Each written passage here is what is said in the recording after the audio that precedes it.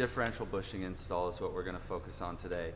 And I've already removed the diff and put a welded diff in it. That was a lot of work. Wish these would have shown up on time to get that done. But I noticed that maybe if we drop the whole subframe, I don't have to mess with the axles and whatnot and get to the mount right from the top. Let's see if we can get it done. The first things I'll be paying attention to are the ABS sensors, the brake lines, and then we will be moving to the center to get the exhaust off, the power plant frame, and also the drive shaft out of the way. And then there's other small miscellaneous brackets for the e-brake cables. Here we are taking the last couple bolts out of the subframe, getting them out of the way, so all the weight will be on the table platform. Okay, it's best to do this with someone else, around. Give a second eye. So, all right, glad you're here. Let me know if you see anything. Let me go slow.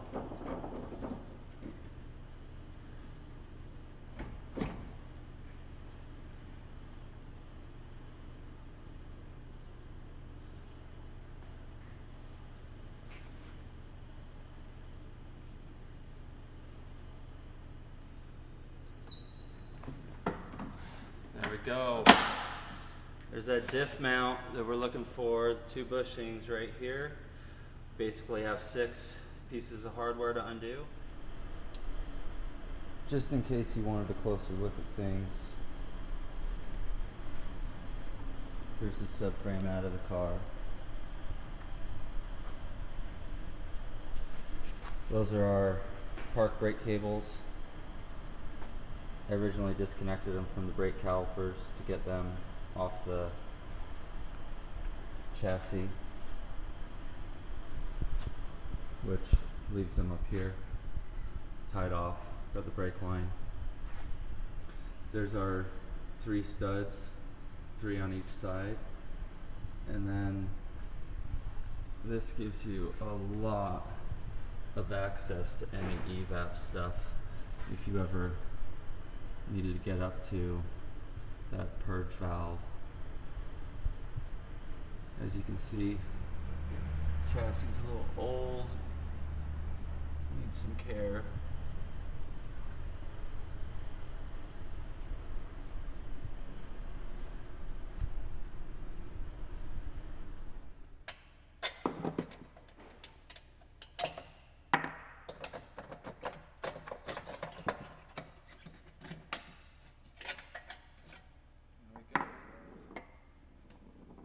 So we have our bracket off the car.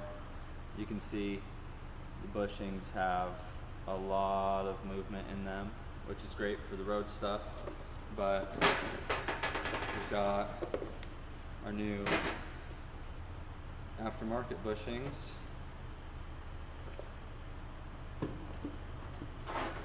And these will essentially just replace the whole everything.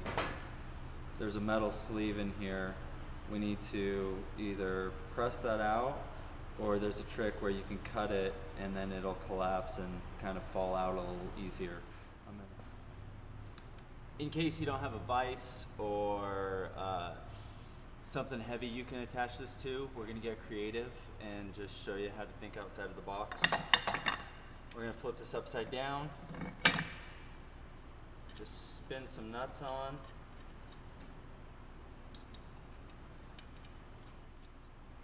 This is going to be, Sawzall cutting the sleeve to relieve the pressure. Let's see if we can get a clean cut in here. You're mostly going to want to cut where there's a lot of material in case you touch the housing.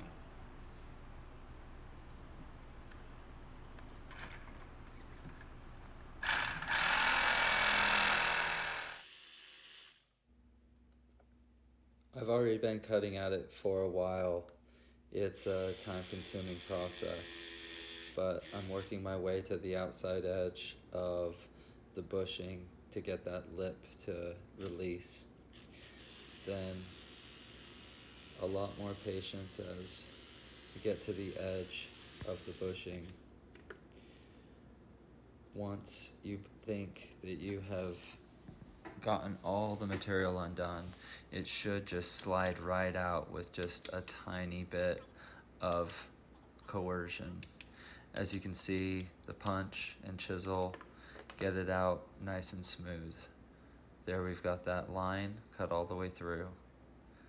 Once you have one done, go ahead and focus on the second side and you'll be complete.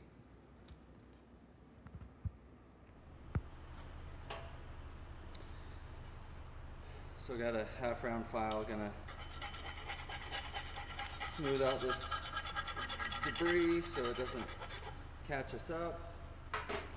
Cleaned up the housing, got some polyurethane grease that comes with the kit, energy suspension, got both the bushings, push them in from the outside, and honestly they should just press in just like that, both in the housing. The last thing is our inner bushings. Well, the metal housing on the inside of the bushing. One, and then the last of the grease on our second one right here. So once again, just super easy. Just press them down on the ground and we've got them installed, both sides. Let's clean up this mess and get it back on the car and up in the chassis.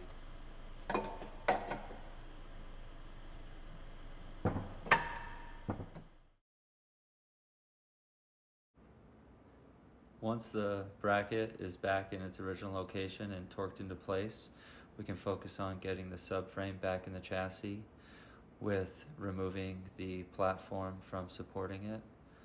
Once clear, we can work in reverse order. We've got the items in the center of the car being the power plant frame, then our drive shaft, which will leave us with the exhaust system. Once the exhaust is all secured and tightened down back to the exhaust manifold, we can work on the brackets in the center of the car to adjust the drive shaft height, make sure it's center and level. Then to the rear with some brackets that are locating the subframe to the chassis. Torquing down the subframe is going to be important after you get it centered and in place. Leaves us with the rear corners being our brake calipers, and then our ABS sensors and the shock absorbers, which you'll find easy to access from up in the trunk. After everything is secured and tight, you have got a complete job.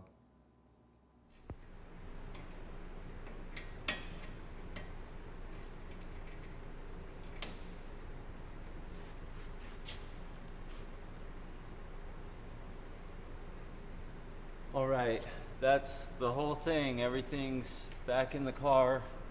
I just got done assembling that rear caliper, putting the brake pads in, got it on there.